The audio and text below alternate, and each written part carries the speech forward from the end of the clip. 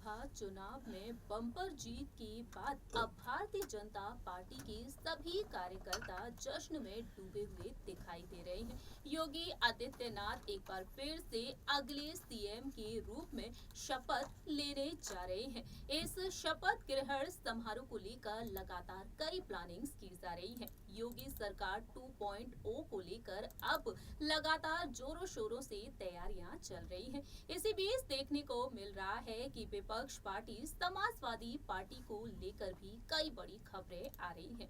जैसा कि आप सभी जानते हैं कि इस बार उत्तर प्रदेश के विधानसभा चुनाव में देखने को मिला कि समाजवादी पार्टी का दामन छोड़कर राजनेता और उत्तर प्रदेश के पूर्व मुख्यमंत्री रह चुके समाजवादी पार्टी के संरक्षक मुलायम सिंह यादव की छोटी बहू अपर्णा बिष्ट यादव ने भारतीय जनता पार्टी का दामन थाम लिया।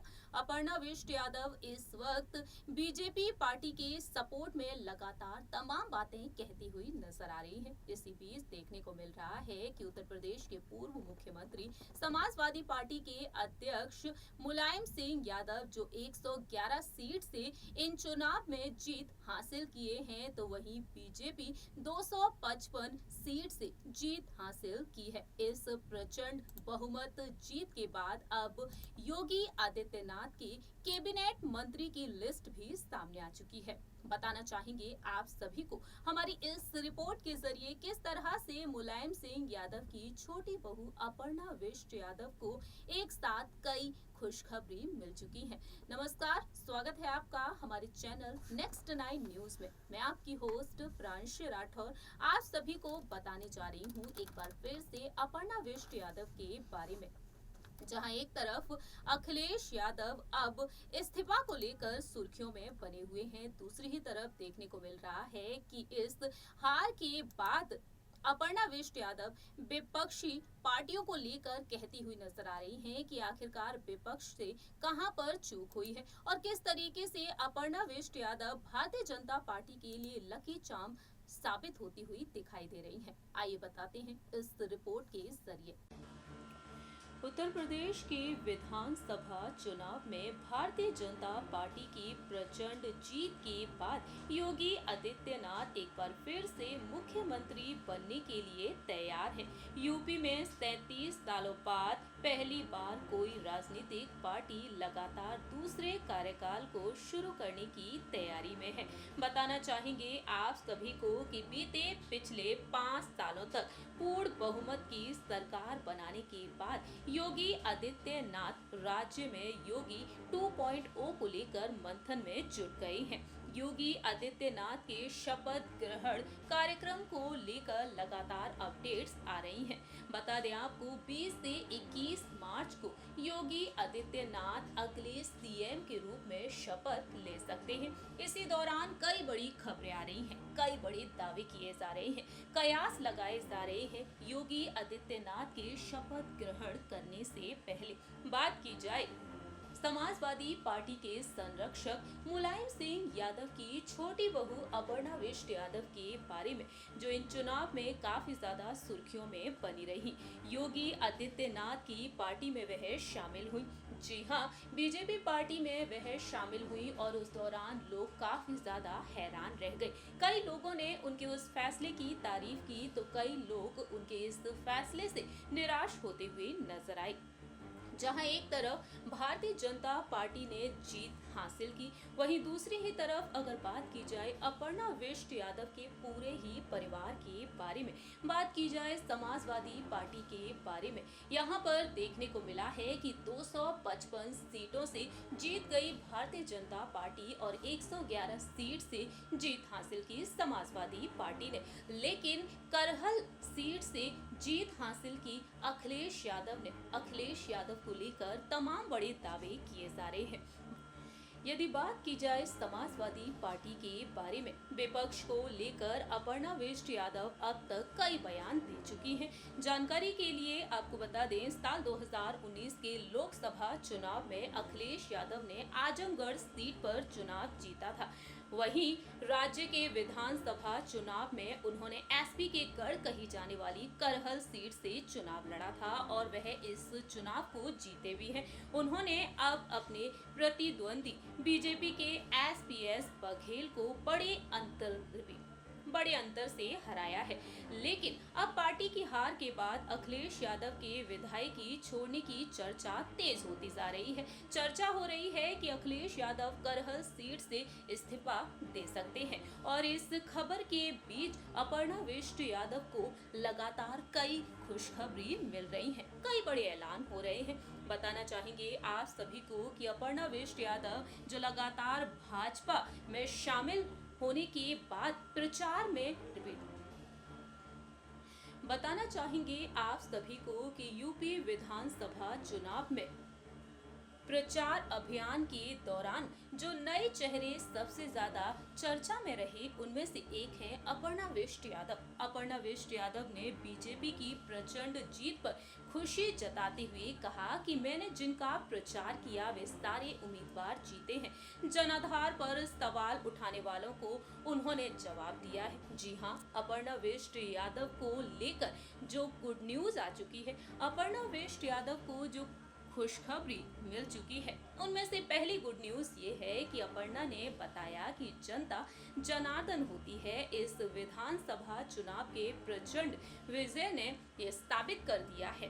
वह कहती हैं कि मुझे इस बात की बहुत खुशी है कि जिस तरह से विपक्षियों ने मुझ पर टिप्पणी की, अपर्णा यादव का जनाधार नहीं है, उन्हें जनता ने जवाब दे दिया है।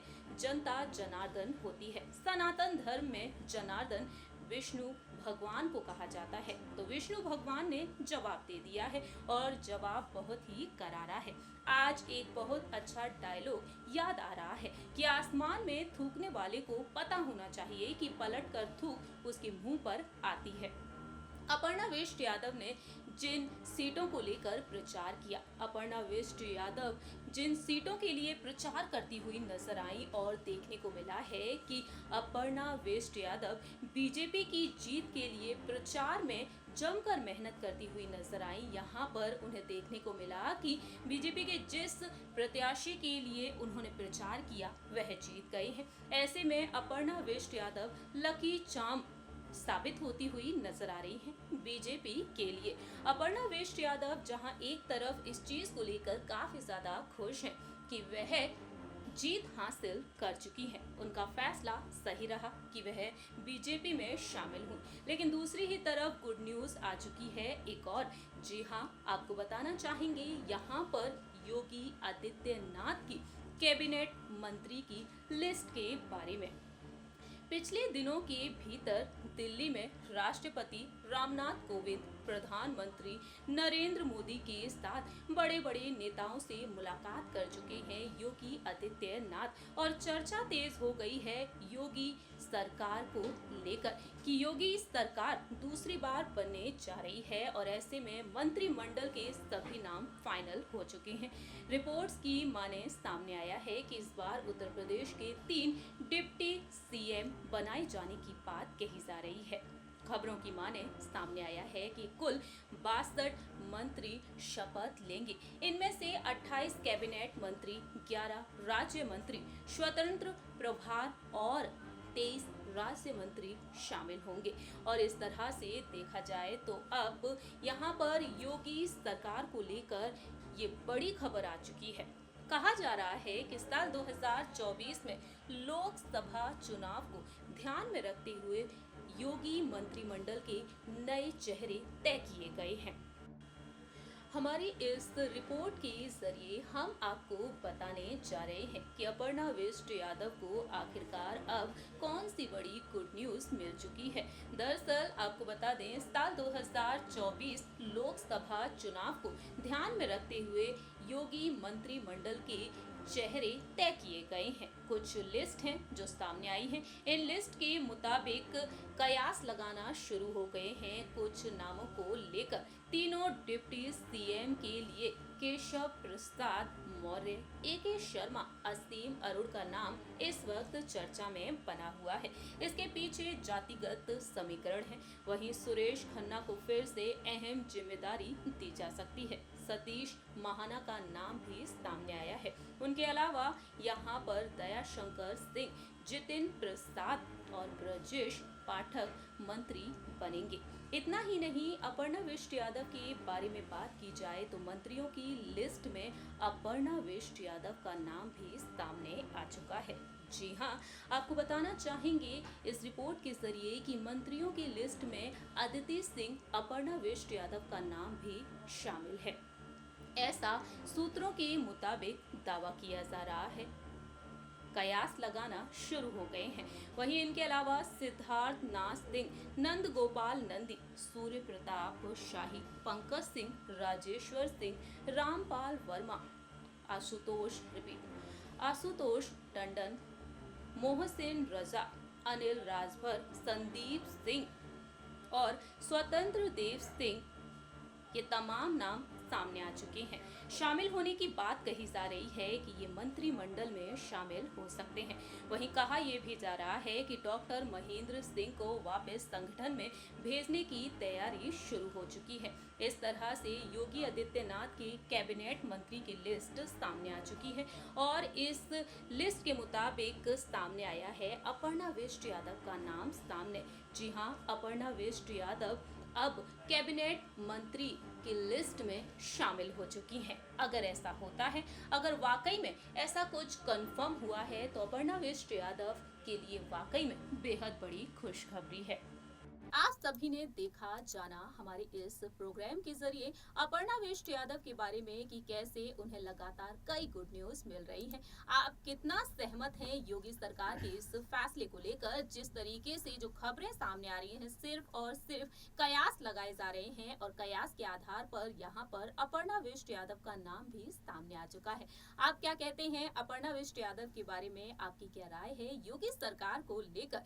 जल्द ही 20 से 21 मार्च के दिन इस कार्यक्रम में देखने को मिलेगा कि योगी आदित्यनाथ एक बार फिर से सीएम का पद संभालने के लिए शपथ लेते हुए नजर आएंगे। इस रिपोर्ट में इतना ही। तब तक के लिए आप देखते रहिए नेक्स्ट 9 न्यूज और बाकी की तमाम खबरों के लिए, तमाम अपडेट्स जानने के लिए जुड़े रहिए हमारे चैनल नेक्स्ट 9 न्यूज से। हमारे इस चैनल को लाइक, सब्सक्राइब और शेयर करना बिल्कुल ना भूलें और साथ ही साथ बेल आइकन जरूर दबाएं, जिससे कि आप सभी को लेटेस्ट अपडेट मिलती रहे।